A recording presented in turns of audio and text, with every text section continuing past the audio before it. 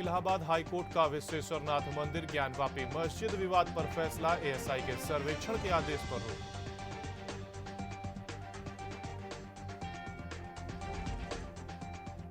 मंडल कमंडल को एक साथ साधेगी बीजेपी, अयोध्या में होगी ओबीसी मीट, सीएम योगी भी होंगे शामिल।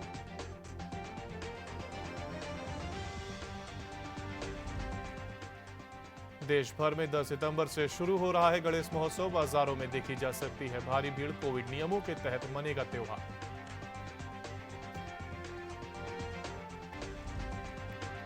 टी20 वर्ल्ड कप में ओपनिंग नहीं करेंगे विराट कोहली, चीफ सेलेक्टर ने किया सलामी जोड़ी का खुलासा। 17 अक्टूबर से ओमान और यूएई में महामुकाबला।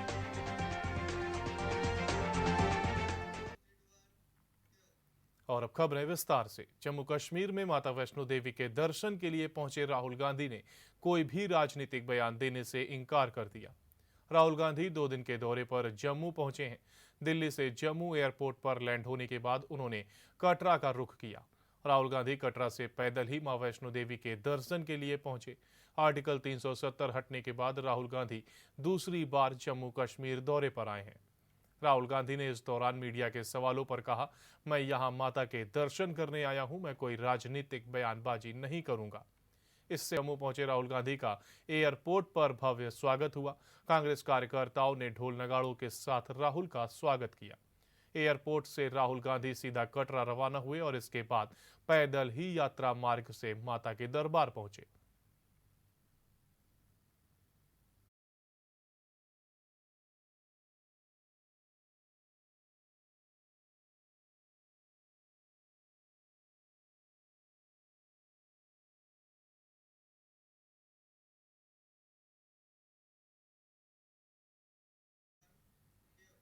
राजस्थान के जालौर में बाड़मेर हाईवे पर स्पेशल एयर स्ट्रिप की शुरुआत की गई। बता दें कि पाकिस्तान से सटी सीमा पर सुखोई और जगुआर जैसे वायुसेना के लड़ाकू विमानों ने यहां पर अपना दमखम दिखाया और हाईवे पर लैंडिंग की।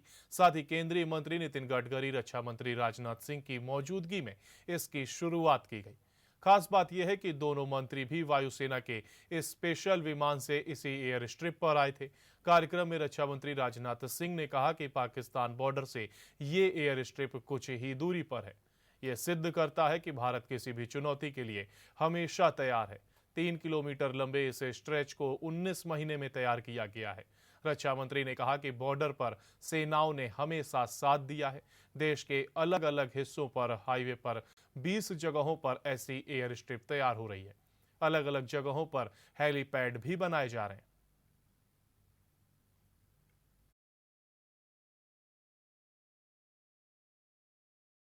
परिवहन एवं राजमार्ग मंत्री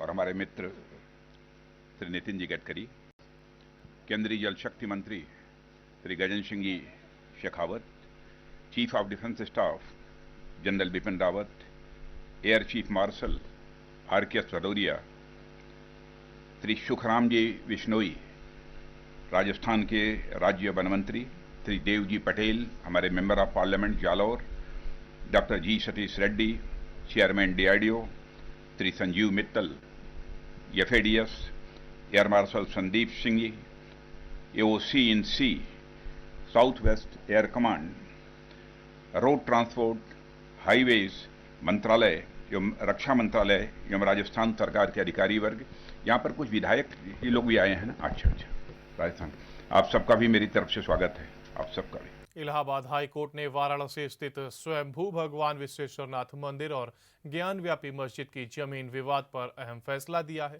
इलाहाबाद हाई कोर्ट ने ASI के सर्वेक्षण के आदेश पर भी रोक लगाई है। कोर्ट ने वाराणसी जिला कोर्ट की प्रोसीडिंग पर भी रोक लगा दी है। वाराणसी के सीनियर डिवीजन सिविल जज ने ASI को सर्वेक्षण का आदेश दिया था। आपको बता दें कि हाईकोर्ट में बहस पूरी होने के बाद इस मामले को 31 अगस्त को फैसला रिजर्व किया गया था और जिस पर विवादित जमीन का सर्वेक्षण आर्कियोलॉजिकल सर्वे ऑफ इंडिया से कराए जाने की चुनौती दी गई थी।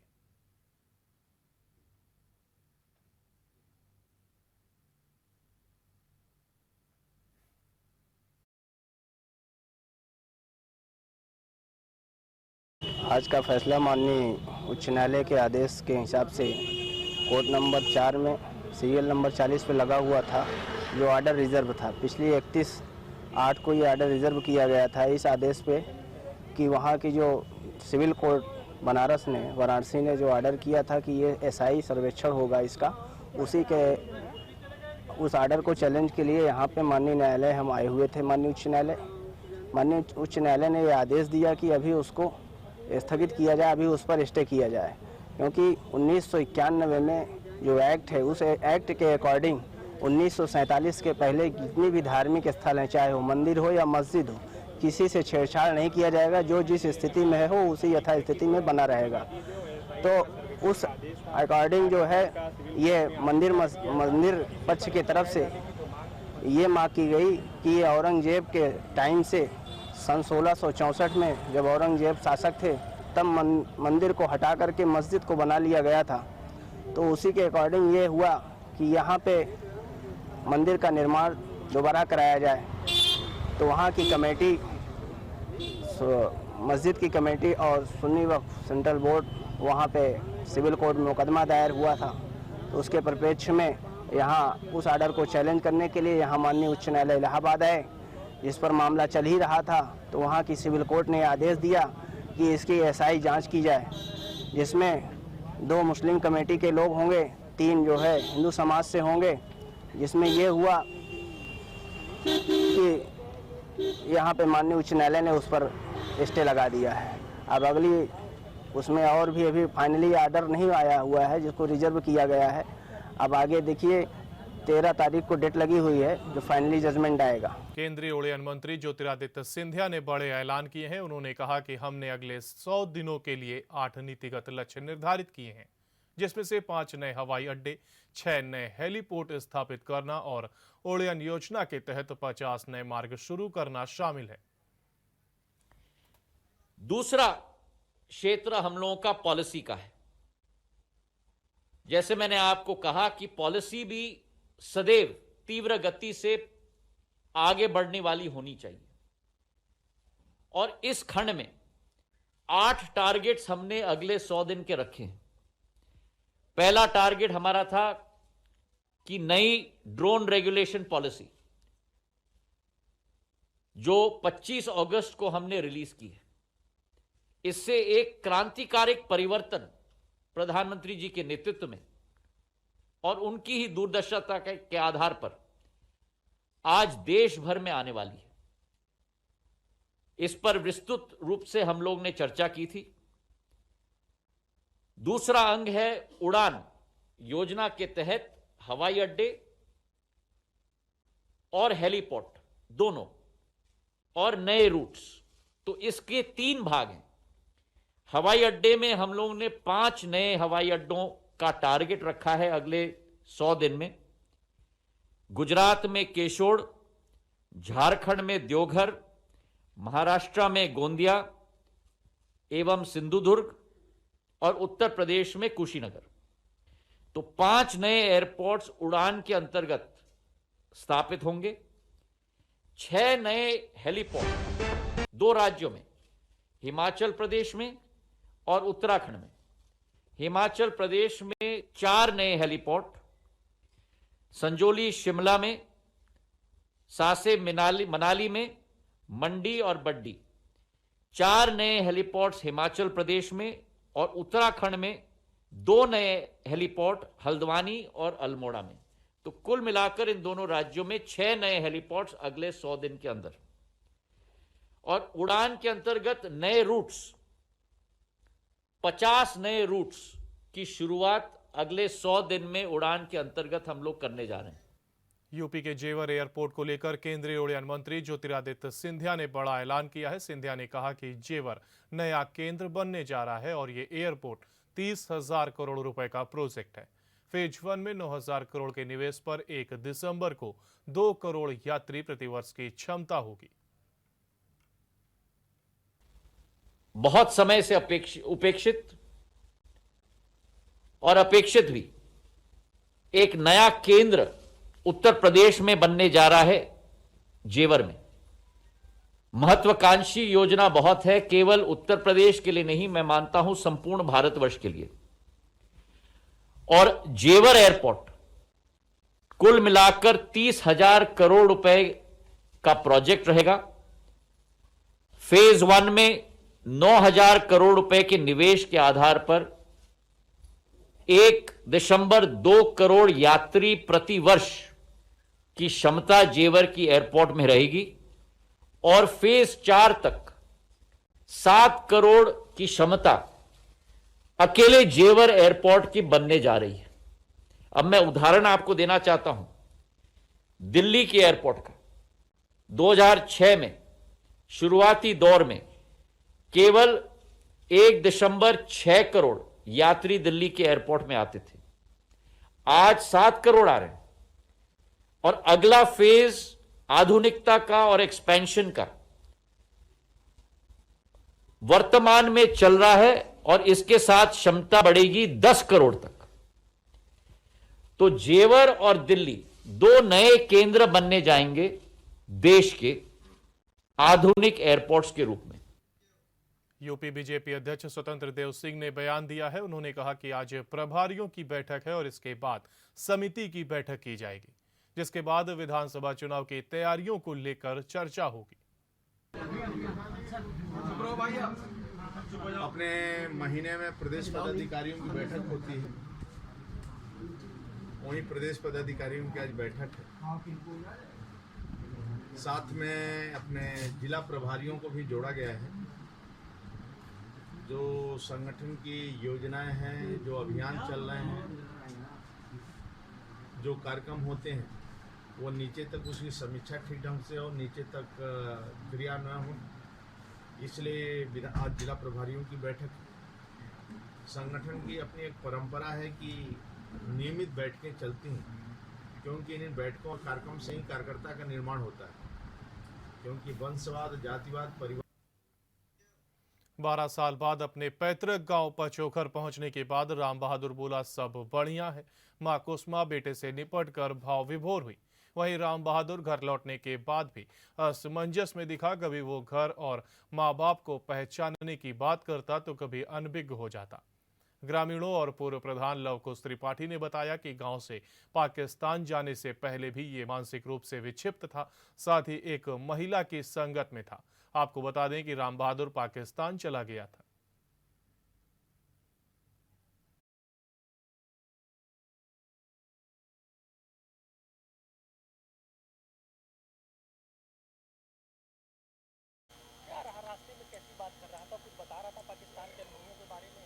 नहीं, वो अपना ज़्यादातर चीज़ें उसे याद नहीं है। वो कोई भी चीज़ पूछो तो एक सीधा जवाब नहीं दे पा रहा है। आप पूछो कि गंगा तो यमुना ही उत्तर दे रहे हैं। हाँ, मानसिक रूप से घर वाले, जैसा गांव वाले बता रहे थे कि जाने से पहले से ही थोड़ा सा डिस्टर्ब थे, और थोड़ा सा भी है, जैसे अभी अपने घर वालों को भी नहीं पहचान पा रहे हैं। ये 12 साल अपने गांव से निकले हुए इनको हो गए हैं। अब पाकिस्तान में कितने साल रहे ये अभी क्लियर नहीं है। इससे जब आप नारायणी है पास में हमारे, तो यहाँ से खोया था ये। अब इससे जब पूछा जाता है तो कह देता है कि मैं झांसी से मुझे लड़के ले गए, कभी कह देता है महोबा से ले गए, और ना अपने घर वालों को कभी कहता है पहचानता हूँ, कभी कहता है मैं नहीं पहचानता हूँ। अब ये गांव में सुरक्षित रहेगा? अब कैसे क्या होगा? अब इनकी सुरक्षा पर ये सुरक्षित रहेगा। मुझे नहीं लगता कि ये अपने आप अपने घर में रह गए, देख रेख में रहेगा करीब। इस समय हम मौजूद हैं ग्राम पचोखर में, जहां 12 साल बाद अपने घर वापसी की है राम बहादुर ने। और इस समय हमारे साथ यहां राम बहादुर की मां मौजूद हैं और हम उनसे बात करेंगे। बस कुछ ही देर में राम बहादुर अपने घर पर होगा, अपनी मां से मिलेगा और वो पुरानी यादें, वो पुराने पल, वो किस तरीके से यहाँ वो भाव उमड़ते हैं, देखना होगा। और इस समय हम उनसे बात करेंगे। माता जी, राम बहादुर बस अब कुछ ही देर में आपके घर पर पहुँच रहा है, आपसे मिलने आ रहा है। 12 साल बाद आ रहा है, कैसा लग रहा है? 12 साल हो गया। कैसा महसूस कर रही हैं आप? अब ऐठा देखात नहीं है मही का। बस वो आने वाला है, कुछ हाँ, क्षण बाकी है। जब मही दिखाएगी तब मैं बताएगी। वो देखिए, बस अब कुछ ही देर में राम बहादुर आपके पास आ रहा है। कैसा महसूस कर रही हैं आप? अब मही आखिर में नहीं दिखाता तो मैं का बताऊं? वो दिख रहा है, आप सामने देखिए। राम बहादुर पैदल चल कर आ रहा है, अपने घर पर आ रहा है। राम बहादुर बिल्कुल नजदीक आ चुका है। और पुलिस उसके साथ है, अधिकारी उसके साथ हैं और हम आपको दिखाएंगे कि किस तरीके से राम बहादुर वहां पर मौजूद है। और ये अब अपने गांव पछोकर आ चुका है, करीब 12 साल बाद राम बहादुर यहाँ पर। राम बहादुर कैसा महसूस कर रहे हैं? बढ़िया है। कैसा लगा आपको 12 साल बाद? बढ़िया है। अच्छा, पाकिस्तान में थे आप, कैसा लग रहा था? पाकिस्तान में है। पाकिस्तान में नहीं, अब आप अपने ग्राम पछोकर आ चुके हैं, कैसा महसूस कर रहे हैं? हाँ? कैसा लगा वहाँ? बढ़िया है। आइए आइए आइए, स्वागत, आइए। और यहाँ पर रुकेंगे एक ब्रेक के लिए। ब्रेक के उस पार खबरों का सिलसिला लगातार जारी है, आप बने रहिए जीएमडी न्यूज के साथ।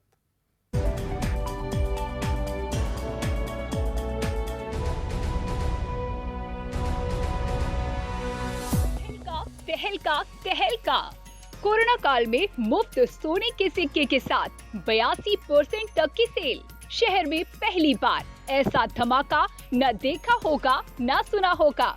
प्रत्येक 10,000 की खरीद पर सोने के सिक्के, प्रत्येक 5,000 की खरीद पर एक बेडशीट बिल्कुल फ्री, जिसकी MRP 1299। एक लहंगे के साथ एक लहंगा बिल्कुल फ्री। ये ऑफर श्रीलगन साड़ीज अपने सारे स्टॉक पर दे रही है। सिल्क की साड़ी, बंधेज sari, embroidery sari, suit, gown सभी पर ये स्कीम उपलब्ध है। जल्दी आइए, ऑफर केवल स्टॉक रहने तक। श्रीलगन साड़ी, दर्शनपुरवा व तिलक नगर, कानपुर। खुदी को आजमाया है तो ये अंदाज आया। तुम में भी मैं हूँ। शुद्ध प्लस पान मसाला। पेश है नया सोरो डिशवॉश बार। इसका एक्स्ट्रा लेमन पावर जले हुए बर्तनों और जिद्दी चिकनाई को साफ करे मिनटों में। इसका जर्म्स क्लीनर फॉर्मूला बीमारी फैलाने वाले बैक्टीरिया साफ करे 99% तक। सोरो डिशवॉश बार, कम गले ज्यादा जले। तो आज ही लाएं सोरो डिशवॉश बार। बर्तन वही, चमक नई।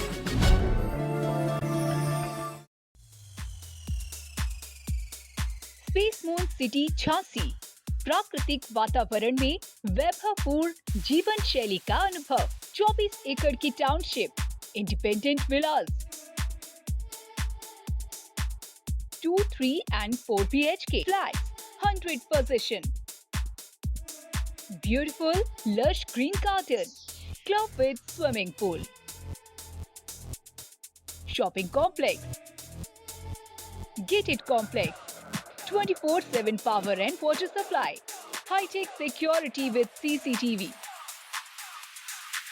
Easy home loans available from SBI Bank, Axis Bank, ICICI Bank, LIC, HFL Housing Finance. Contact at 8604422708 94511999505।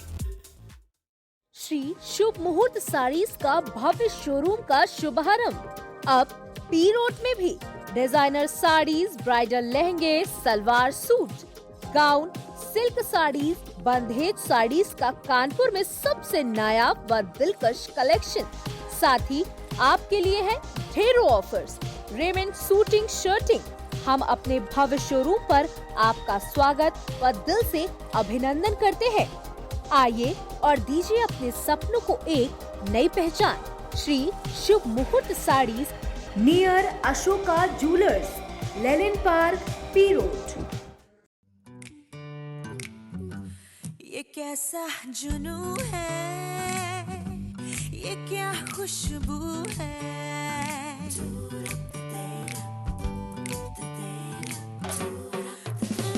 ये खुशबू की आहट, ये ताजगी सी राहत, चलो डूबे इसमें जरा।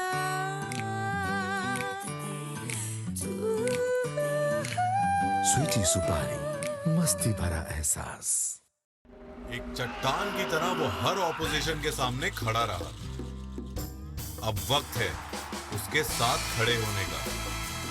हमारे हीरोज भिड़ेंगे टीम इंग्लैंड से, दो अपनी टीम का साथ। देखिए LV insurance test series versus India, बुधवार 4 अगस्त से मंगलवार 14 सितंबर तक लाइव। शैतानियां थोड़ी होने दो।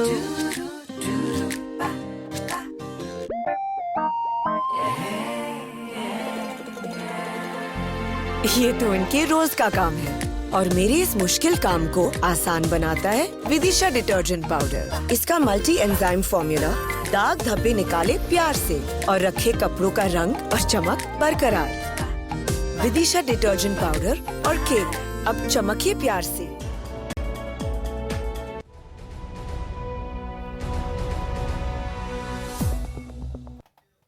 ब्रेक के बाद आपका स्वागत है। बढ़ते हैं खबरों की ओर। कानपुर में चकेरी के रामा देवी चौराहे पर भाजपा दक्षिण जिले से नवनियुक्त युवा मोर्चा अध्यक्ष अमित गुप्ता का भाजपाइयों ने भव्य स्वागत किया। हूटर लगी काली स्कॉर्पियो में सवार अमित गुप्ता संग कार में भाजपा के जिला महामंत्री राकेश तिवारी भी सवार दिखे। स्वागत कार्यक्रम विनायक शंकर अवस्थी और रानू शुक्ला द्वारा रखा गया था और इस मौके पर सैकड़ों की संख्या में भाजपा युवा मोर्चा के कार्यकर्ता मौजूद रहे। इससे पहले लखनऊ से कानपुर पहुंचने पर जाजमऊ और हरजिंदर नगर में भी कार्यकर्ताओं ने युवा मोर्चा अध्यक्ष अमित गुप्ता का स्वागत किया।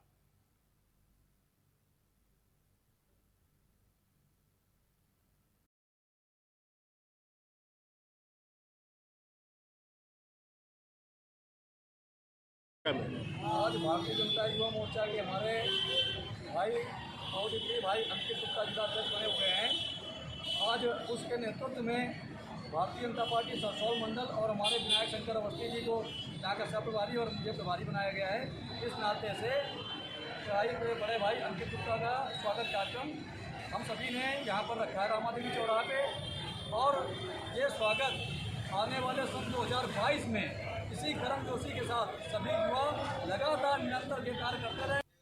समाजवादी पार्टी आगामी 12 सितंबर को औरैया के नेशनल हाईवे पर स्थित साई मंदिर में एक प्रबुद्ध सभा का सम्मेलन आयोजित करने जा रही है, जिसके संबंध में एक प्रेस वार्ता का आयोजन किया गया। वार्ता के दौरान जिलाध्यक्ष राजीव यादव ने जानकारी देते हुए बताया कि सभी राजनीतिक पार्टियां प्रबुद्ध वर्ग की वजह से ही सत्ता में आई हैं। सत्ता में आने के बाद वह लोग उन्हें भूल गए, मगर समाजवादी पार्टी ने हमेशा उनका सम्मान किया है और इसी के तहत इस सम्मेलन का आयोजन कराया जा रहा है। जिला उपाध्यक्ष अवधेश भदौरिया ने कहा कि केंद्र व प्रदेश सरकार के रवैये से आम जनमानस पूरी तरह से अपने आप को ठगा महसूस कर रहा है।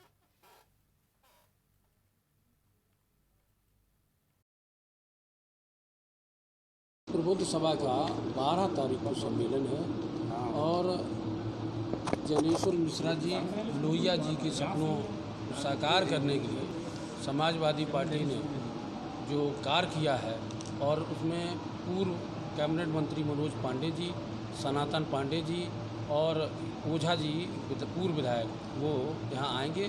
प्रबुद्ध जनों के बीच अपनी बात कर और माननीय लोहिया जी और जनेश्वर मिश्रा जी के उनके कार्यों को आगे बढ़ाने के लिए संकल्प लेंगे। कि 12 तारीख को समाजवादी प्रबुद्ध सम्मेलन है, जिसमें हमारे विधायक जी, पूर्व कैबिनेट मंत्री आदरणीय मनोज पांडे जी पधार रहे हैं मुख्य अतिथि के रूप में। आप लोगों के माध्यम से मैं ये संदेश देना चाहता हूँ कि ज़्यादा से ज़्यादा संख्या में प्रबुद्ध समाज के लोग आएँ। और मुख्यालय के कलेक्ट्रेट परिसर में प्रगतिशील समाजवादी पार्टी के पदाधिकारियों और कार्यकर्ताओं द्वारा हाथों में तख्तियां लेकर महंगाई के विरोध में प्रदर्शन कर राष्ट्रपति को संबोधित ज्ञापन जिलाधिकारी को दिया। कहा कि जिस तरह से डीजल पेट्रोल की कीमतों में लगातार इजाफा हो रहा है, जिससे महंगाई आसमान छू रही है, इस पर सरकार को नियंत्रण करना चाहिए। कोई जनता का हाल जानने वाला नहीं है।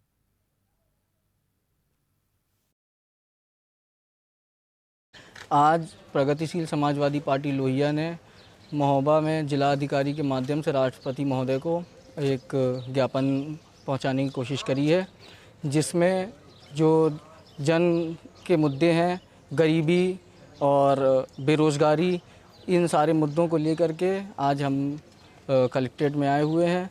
वर्तमान सरकार की गलत जनविरोधी नीतियों के खिलाफ, भ्रष्टाचार, महंगाई के खिलाफ ज्ञापन जिलाधिकारी के माध्यम से राष्ट्रपति महोदय को दिया गया है। आप देख रहे हैं कि वर्तमान सरकार किस कदर जो है किसानों का शोषण कर रही है, नौजवानों का शोषण कर रही है। महंगाई अपने चरम सीमा पे है। रोज़मर्रा की चीज़ें आसमान छू रही हैं। मजदूर परेशान हैं, व्यापारी परेशान हैं, किसान परेशान हैं। कोई इस वक्त जनता का हाल लेने वाला नहीं है। कानपुर में समाजवादी पार्टी के कार्यकर्ताओं ने जिला अस्पताल उर्सुला के बाहर धरना प्रदर्शन कर सरकार को घेरने का काम किया। धरने पर बैठे सपा कार्यकर्ता मच्छरदानी ओढ़ कर बैठे थे। उनका कहना था कि कानपुर में डेंगू मलेरिया के रोगियों की संख्या बढ़ती जा रही है, लेकिन सरकार इस तरफ कोई ध्यान नहीं दे रही।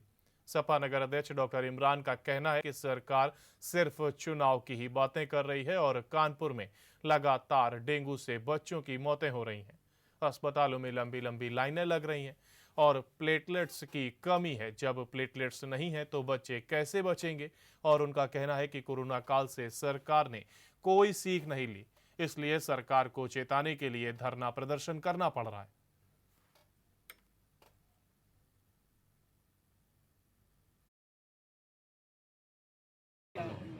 देखिए, ऐसा है कि आपने अगर यदि जानकारी लेंगे तो आपको पता लगेगा कि कल 11 बच्चों की डेथ हुई है डेंगू से कानपुर महानगर में।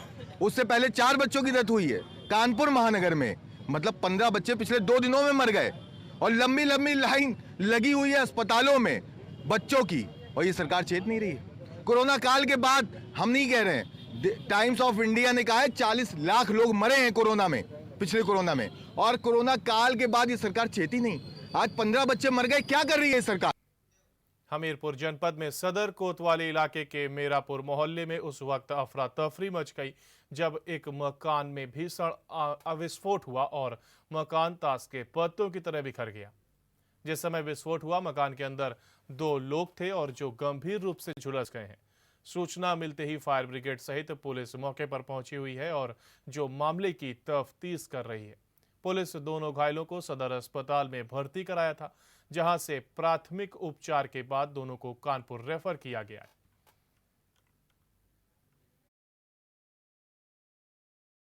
सफाई करनी, ये मकान बंद पड़ा है काफी दिनों से, उसको खोला, इसमें आतंकवादी बनाते रहे तो इसमें एक बोरी रखी थी बारूद की, वो नीचे गिरने से विस्फोट हुआ है। कितने लोग घायल हुए? 2 लोग घायल हुए। क्या नाम है आपका? मेरा नाम राजू है। हम रोड से जा रहे थे, तब आवाज सुनी धमाके की, तब सभी लोग दौड़ के आए, देखा तो एक वहाँ पड़ा था उस तरफ और एक छत के नीचे दबा था। कितने लोग घायल हुए हैं? 2 लोग। क्या नाम है आपका? अरविंद। कोतवाली हमीरपुर के सिंह माहेश्वरी मंदिर से आगे यमुना नदी के किनारे एक सुरक्षित स्थान पर एक कमरा बना हुआ था, जिसमें पटाखे का व्यवसाय करने वाले लाइसेंसी अपना काम करते थे। आज जब उन्होंने कमरा खोला तो उसमें 2 बोरियां गिरी, जिसके कारण विस्फोट हुआ और विस्फोट में 2 भाई ब्रिजेंद्र गुप्ता और ज्ञानेंद्र गुप्ता ये लोग इंजर्ड हो गए। इनको प्राथमिक उपचार हेतु जिला अस्पताल भेजा गया है, जहां इनका इलाज चल रहा है। और इस संबंध में ज्ञात हुआ है कि इनका बहुत पुराना लाइसेंस था, बहुत पटाखा बनाने का बहुत पुराना इनका काम था, और भी इसमें परीक्षण कराया जा रहा है, आवश्यक वैधानिक कार्रवाई। और इस बीच एक बड़ी खबर आपको बता रहे कानपुर देहात से। कानपुर देहात से इस वक्त की बड़ी खबर, जहां पर किशोरी को छेड़छाड़ का विरोध करना महंगा पड़ा। दबंग ने चापड़ से किशोरी पर किया हमला, घर में घुसकर किया चापड़ से हमला। कानपुर देहात से इस वक्त की बड़ी खबर आपको बता रहे हैं, जहां पर किशोरी गंभीर रूप से घायल हो गई है। दरअसल किशोरी को छेड़छाड़ का विरोध करना महंगा पड़ गया। दबंग ने चापड़ से किशोरी पर किया हमला, घर में घुसकर चापड़ से किया हमला। किशोरी गंभीर, नगर के चांदनी नर्सिंग होम में भर्ती। गांव के यावर नामक युवक पर किशोरी का आरोप लगाया है। और इस खबर पर अधिक जानकारी के साथ कानपुर देहात से हमारे संवाददाता यासीन अली हमारे साथ जुड़ गए। यासीन, किशोरी को छेड़छाड़ का विरोध करना महंगा पड़ा है, क्या कुछ आप हमें बताएंगे? ये आपको बता दें कि पूरा मामला जो है जनपद कानपुर देहात के गन्नेर थाना क्षेत्र का है, जहां पर एक जो छात्रा है उस पर जो है छेड़छाड़ का विरोध करना जो है उस पर महंगा पड़ गया है। एक युवक जो उसके साथ में स्कूल में पढ़ता था, उसने ही धारदार हथियार से घर में घुसकर हमला बोलकर उसे घायल कर दिया है। जो छात्रा है वो कानपुर के एक निजी हॉस्पिटल में उसका उपचार चल रहा है। परिजनों का साफ तौर पर कहना है कि जो युवक है जो उसके साथ में पढ़ता था सहपाठी है, वो काफी दिनों से उसके साथ छेड़छाड़ किया करता था, जिसको लेकर के वो कई बार विरोध कर चुकी थी और इसी के चलते जो है उसने ये हमला बोला है। कहीं ना कहीं जैसे ही पुलिस को इस मामले की जानकारी हुई, पुलिस ने मामला दर्ज कर कार्रवाई शुरू कर दी। क्या युवक पुलिस की गिरफ्त में आ चुका है? अभी तक जो है पुलिस ने युवक की गिरफ्तारी की बात नहीं कही है, लेकिन जो सूत्रों की अगर बात मानी जाए तो पुलिस ने जो है एक व्यक्ति को गिरफ्तार किया है, लेकिन आरोपी है या नहीं इस बात को लेकर के अभी पुलिस जो है सामने नहीं आ रही है। पुलिस इस बात पर पुख्ता तौर पर बयानबाजी नहीं देती नजर आ रही है। जी यासीन, जानकारी देने के लिए आपका शुक्रिया। तो बड़ी खबर बता रहे कानपुर देहात से, जहां पर किशोरी को छेड़छाड़ का विरोध करना महंगा पड़ गया। दबंग ने चापड़ से किशोरी पर किया हमला। घर में घुसकर चापड़ से हमला किया युवक ने। किशोरी गंभीर रूप से घायल, साथ ही नगर के चांदनी नर्सिंग होम में भर्ती। बढ़ते हैं अगली खबर की ओर। तो कानपुर में सोशल साइट के जरिए लोगों को अपने प्रेम जाल में फंसाकर ब्लैकमेलिंग और ठगी करने वाले हनी ट्रैप गैंग के सदस्य काफी सक्रिय हैं। लड़कियां पहले फेसबुक पर दोस्ती करने के बाद व्हाट्सएप पर चैटिंग और फिर मोबाइल के जरिए अपने शिकार से बात करना शुरू करती हैं, जिसके बाद उनको अपने जाल में फंसाकर पैसों की डिमांड करती हैं। कानपुर में इन दिनों हनी ट्रैप के काफी मामले सामने आते जा रहे हैं, लेकिन पुलिस हनी ट्रैप के मामलों को कम बता रही है।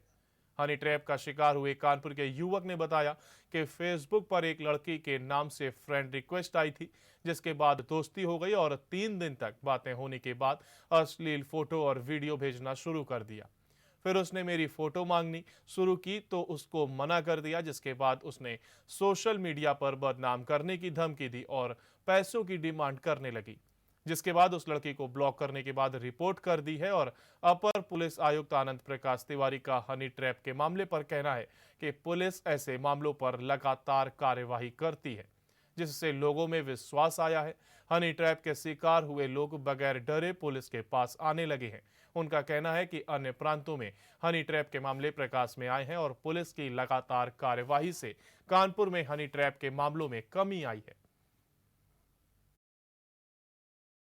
मैं फेसबुक चलाता हूँ, मेरे पास एक लड़की के नाम से फ्रेंड रिक्वेस्ट आई, जो कि मैंने एक्सेप्ट कर ली। एक्सेप्ट करने के बाद उसने हाय हेलो हमको भेजा, मैंने भी हाय हेलो किया। उसके बाद 2-3 दिन बात होने के बाद उसने हमको अश्लील फोटो और वीडियो भेजना शुरू कर दिया। हमसे बोली कि आप भी हमको फ्रेंड रिक्वेस्ट वीडियो फोटो भेजो, तो मैंने उसको मना कर दिया। तो हमसे बोली कि आप अगर इनको नहीं भेजो तो मैं आपकी आगे सोशल मीडिया में वायरल करके और रिपोर्ट कर दूंगी। तो मैंने बोला कि मैं नहीं कर सकता ये सब। तो वो बोली कि कोई बात नहीं, ना करो, मैं आप पैसे हमको दोगे फिर अगर फोटो नहीं दोगे तो उसने कहा ठीक। हमने उसको ब्लॉक करने के बाद मैंने उसकी रिपोर्ट आगे कर दी है और मैं चाहता हूँ कि ये आगे से किसी और लड़के और किसी और व्यक्ति के साथ ये ना हो। हमने लगातार कार्रवाई की है और हमारी कार्रवाई की वजह से लोगों में विश्वास आया है और लोग इस मामले में अब सामने आ रहे हैं, हमें अपनी बात बता रहे हैं और हम कार्रवाई करते जा रहे हैं। बेसिकली ये अगर हम देखें तो ये एक पिछले 2020 से विभिन्न प्रांतों में इस तरह के मामले संज्ञान में प्रकाश में आए हैं, लेकिन कानपुर पुलिस की लगातार हो रही कार्रवाई की वजह से लोग खुल के सामने आए हैं और हमने उस पर कार्रवाई की। आगरा मंडल में डेंगू और वायरल फीवर का प्रकोप थम नहीं रहा है और दिन पर दिन स्थिति गंभीर होती जा रही। फिरोजाबाद जिले में डेंगू वायरल फीवर से 5 बच्चों समेत 8 मरीजों की मौत हो गई। वहीं मथुरा में फरह ब्लॉक के गांव रहीमपुर में 3 वर्षीय बच्ची ने दम तोड़ दिया। बुखार से मैनपुरी जिले में भी 3 मरीजों की जान चली गई है और इसी बीच केंद्रीय स्वास्थ्य सचिव ने यूपी के मुख्य सचिव को पत्र लिखकर बच्चों में वायरल बुखार के लक्षण पाए जाने पर 4 तरह के टेस्ट करने का सुझाव दिया है। दरअसल सुझाए जांचों में डेंगू, मलेरिया, स्क्रब, टाइफस शामिल है, ताकि इन जांचों के जरिए बीमारी का सही कारण का पता लगाया जा सके और जरूरी इलाज दिया जा सके।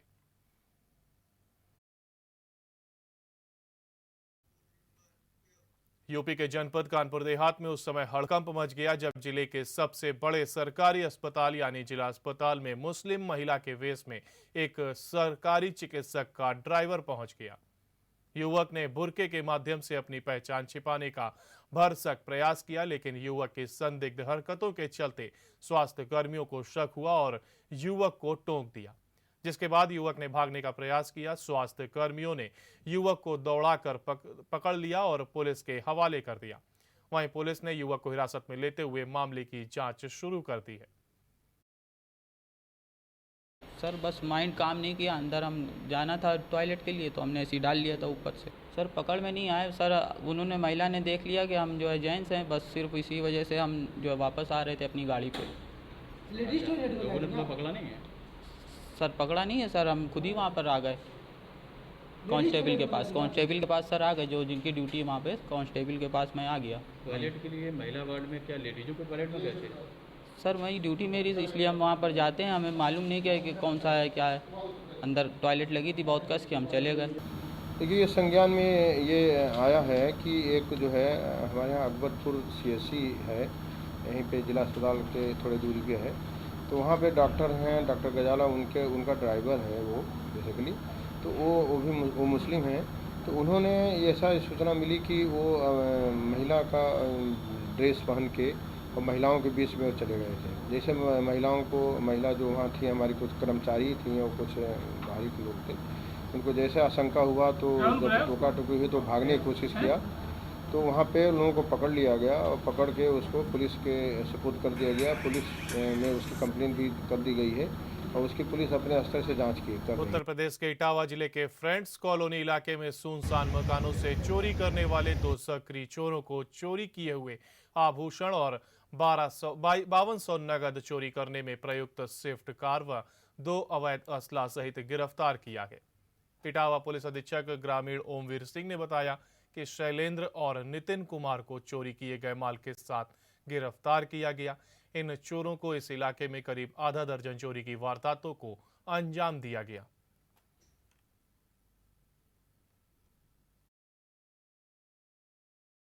विगत दिनों थाना फ्रेंड्स कॉलोनी में माह जुलाई, अगस्त और सितंबर में कुछ चोरी की घटनाएं हुई थी, जिसमें वहां की थाना अध्यक्ष फ्रेंड्स कॉलोनी और उनके सभी चौकी इंचार्ज बड़ी सक्रियता से इसके खुलासे में लगे हुए थे। इन्हें एक बहुत बड़ी सफलता मिली है। 2 चोरों को गिरफ्तार किया गया है। सामान्य रूप से जिस गाड़ी का वो इस्तेमाल करते थे, स्विफ्ट डिजायर एक गाड़ी थी, वो भी पुलिस द्वारा बरामद की गई है तथा काफ़ी माल विभिन्न चोरियों का मिला है। इन लोगों के द्वारा विगत में 3 चोरी की घटनाएं हुई हैं। 3 चोरियों का स्वीकार किया है तथा उनसे संबंधित माल भी बरामद हो गया है और बाकी इनका आपराधिक इतिहास खंगाला गया दोनों लोगों का, तो वहीं स्थानीय कुनेरा गांव के रहने वाले हैं। इनमें से एक शैलेंद्र जो है वो वहाँ का HSB है, दूसरा भी वहाँ का एक्टिव क्रिमिनल है और उम्मीद है कि निश्चित रूप से इन लोगों की गिरफ्तारी से और इस घटना का जो अनावरण किया गया है फ्रेंड्स कॉलोनी पुलिस द्वारा, भविष्य में इस तरह की घटनाओं पे अंकुश लगेगा। ये जो इनके बारे में जानकारी हुई है, ये इस पे गैंगस्टर भी हुआ है इनमें से, और इसके अलावा इनके बारे में ये शिकायत है कि ये जुआ खिलाते हैं और जहाँ जुआ होता है सामान्य रूप से वहाँ देखा गया है कि चोरी की घटनाओं में एकदम वृद्धि होती है। हालांकि उसमें जो उसी लीड को लेकर पुलिस चल रही थी, जो पुलिस को ये सफलता मिली है। जालौन में जिलाधिकारी प्रियंका निरंजन ने कलेक्ट्रेट सभागार में आगामी चुनाव को लेकर संबंधित अधिकारियों और राजनीतिक दलों के साथ बैठक की और बैठक में डीएम ने राजनीतिक दलों के प्रतिनिधियों को विधानसभा चुनावी तैयारी की जानकारी दी। उनको बताया कि मतदाता सूची, मतदान केंद्रों व मतदेय स्थलों की शिकायतों व निस्तारण के लिए भौतिक सत्यापन कराकर रिपोर्ट तैयार की जा रही है। उन्होंने कहा कि भारत निर्वाचन आयोग एवं मुख्य निर्वाचन अधिकारी के निर्देशानुसार जनपद में समस्त विधानसभा निर्वाचन क्षेत्र, माधोगढ़, कालपी एवं उरई में पूर्व से स्थापित मतदेय स्थलों का भौतिक सत्यापन किया गया।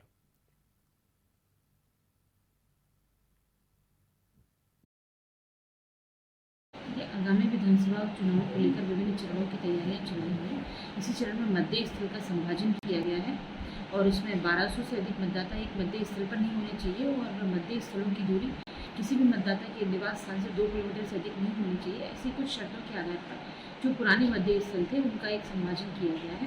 उसके संबंध में प्रकाशन कर दिया गया था और विभिन्न राजनीतिक दलों की आपत्तियां मंगाई गई थी, उनके द्वारा जिन आपत्तियों को दिया गया उनका निस्तारण सुनिश्चित कराया गया है और यह प्रक्रिया आप अगले चरण में है। मैम, जनपद में कितने बूथ थे, अब कितने बूथ हो जाएंगे लोग? बांदा में गणेश चतुर्थी समारोह को लेकर शांति व्यवस्था के बाबत कलेक्ट्रेट सभागार में विश्व हिंदू परिषद, उद्योग व्यापार मंडल, अखिल भारतीय उद्योग व्यापार मंडल और गणेश चतुर्थी समारोह के अध्यक्षों के साथ डीएम आनंद कुमार सिंह ने बैठक की। कहा कि शासन के निर्देश हैं कि गणेश उत्सव में सार्वजनिक स्थलों पर किसी भी प्रकार की मूर्तियों की स्थापना पंडालों में नहीं की जाएगी, कोई जुलूस नहीं निकाला जाएगा। डीएम ने कहा कि जिला कोविड मुक्त जरूर हुआ है, लेकिन पूरी तरह से कोविड अभी समाप्त नहीं हुआ है। शांतिपूर्ण ढंग से घर पर रहकर ही गणेश उत्सव मनाया जाए, भीड़ न इकट्ठा होने दें और 2 गज दूरी, मास्क है जरूरी का पूर्णतः अनुपालन जरूरी है। जो गणेश चतुर्थी चालू हो रही, घरों में ही पूजा पाठ करके इस बार जो है पूजा संपन्न। पिछले साल भी यहाँ स्टेशन प्रांगण में भव्य कार्यक्रम होते थे कोरोना से पहले, पर पिछले साल भी नहीं बैठी हैं, तो इस साल काफ़ी निराशा तो है ही, पर अब कोविड-19 का पालन तो करना ही है, तो घरों में ही रहकर हम लोग अपना जो भी कार्य है करें। सरकार जो कहती है कि सार्वजनिक स्थान में जो ये सब नहीं रखी जाएंगी, तो ठीक है, नहीं रखी जाएंगी, वो सराहनीय है, माननीय है। वो मूर्तियाँ अब अपने घरों में पूजा किया जाएगा और उसी में अपना संतोष किया जाएगा। भगवान तो हर जगह है, जिसमें सरकार को संतोष हो वही काम करना चाहिए। और इसी के साथ हमारे इस बुलेटिन में फिलहाल इतना ही। बाकी की तमाम जानकारियों के लिए आप बने रहिए GMD न्यूज़ के साथ। नमस्कार।